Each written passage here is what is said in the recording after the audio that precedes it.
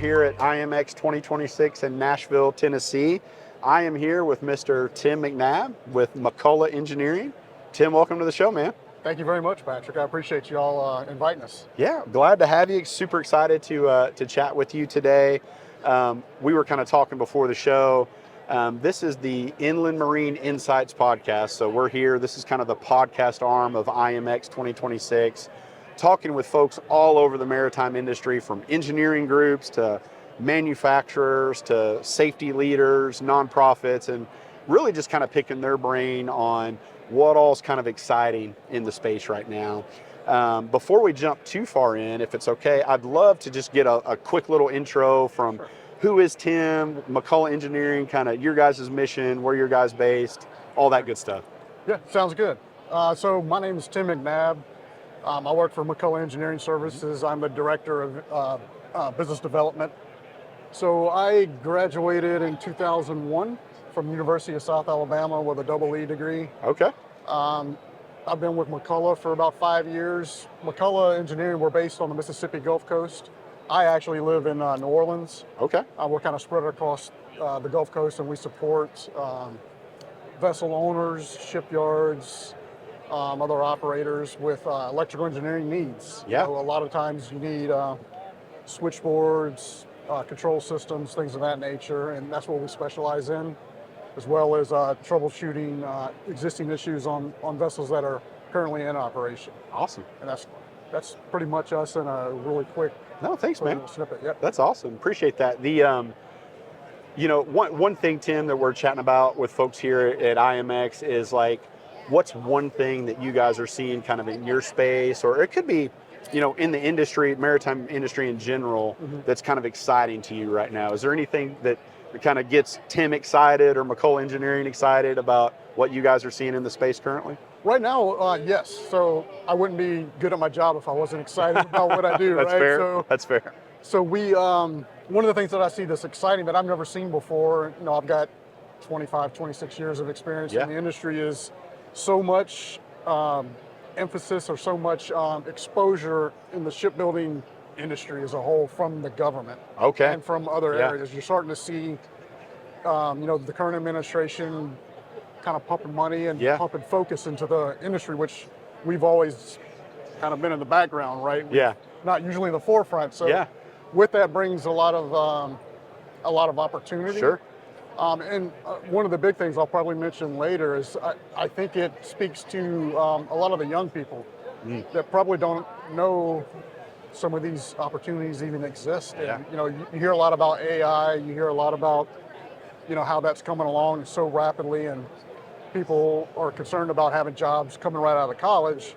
But when you work for a company like ours or just in this industry, you have to get your hands on the equipment. Yeah. And AI is not there yet. I don't know if it's going to get there. It'll at least be a little while. It'll be a little bit for that. So, young folks that love to get their hands on equipment or take things apart or tinker, those are the ones that will really thrive in this industry. Man, I couldn't agree more. To your point about just kind of priorities and initiatives from a administrative standpoint, the fact that the maritime industry is kind of being viewed as a national security interest when you really think about it, and all the resources that opens that industry up to is just super interesting, because when you think about it, like, it is the backbone of the economic engine of our whole country, right?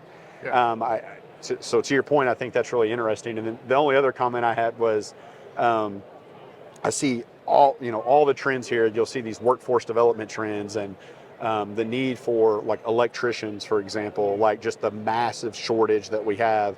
And that's just electricians. I can't even imagine, like, the next level of, like, professional electrical engineers, like the gap that we're going to have in that space if something's not done quickly. So I don't know, any thoughts on that as far as workforce in the professional kind of skilled trades and what that looks like? Absolutely. So I already see the gap. We see the gap now with electrical engineering and with electricians. If there's young folks out there thinking about being an electrician, man, you got it made. Yeah. If you go down that road. Yeah. You could really do well for yourself. Yeah. And you won't be sitting behind a desk. You'll be on a ship. You know, lot of exciting opportunities there. Yeah. Yeah, man. Yeah, I couldn't excited agree more. about it. I couldn't agree more. The shifting gears here a little bit, Tim. Maybe from excitement to challenges, or maybe challenge isn't the right word. Opportunity, I guess, is that's kind of the cliche word they tell us to say. But Right. what do you think kind of some of the biggest opportunities in your space are? Whether it's in the electrical engineering side or just the maritime space in general, kind of what comes to mind as far as challenges or opportunities on the horizon? Well, with the new focus from the administration and a lot of spotlight on shipbuilding industry in general, you're seeing a lot of vessels that are just need upgrades. Yeah, A lot of obsolescence coming into play, and now that you're starting to see some of this money come in, guys are starting to, hey, let's make these upgrades. yeah, So with that comes a need for talent, right? Because we, like for us, right, like today, I do know that all of our guys are fully working. Yeah. I've got guys all over the world. I've got a guy in Japan at the moment as Wow. well. And they're out there working, and Yeah. we could use more. Yeah. And I could say the same for many of our colleagues. We're all fighting and scrapping for the same talent. yeah, And I think that's a real opportunity, because these vessels, when they're not working, they're not making money. The commerce is slowing down, right? yeah, And having our systems, looking at obsolescence, looking at an aging workforce. Yeah, A lot of that's true. times for some of the systems that we support, there's like one guy in that company that knows everything about yeah, it. And, yeah, if he's on vacation or decides he's had enough, what are you going to do? yeah, And then having proper documentation when you get to site. A lot of times we get to site and they where are your drawings, and they pull out this dusty old, book of hand, just scrapped together drawings. Yeah. And having those updated, or things that haven't been touched in a while, it makes it difficult. But for a young troubleshooter, Yeah.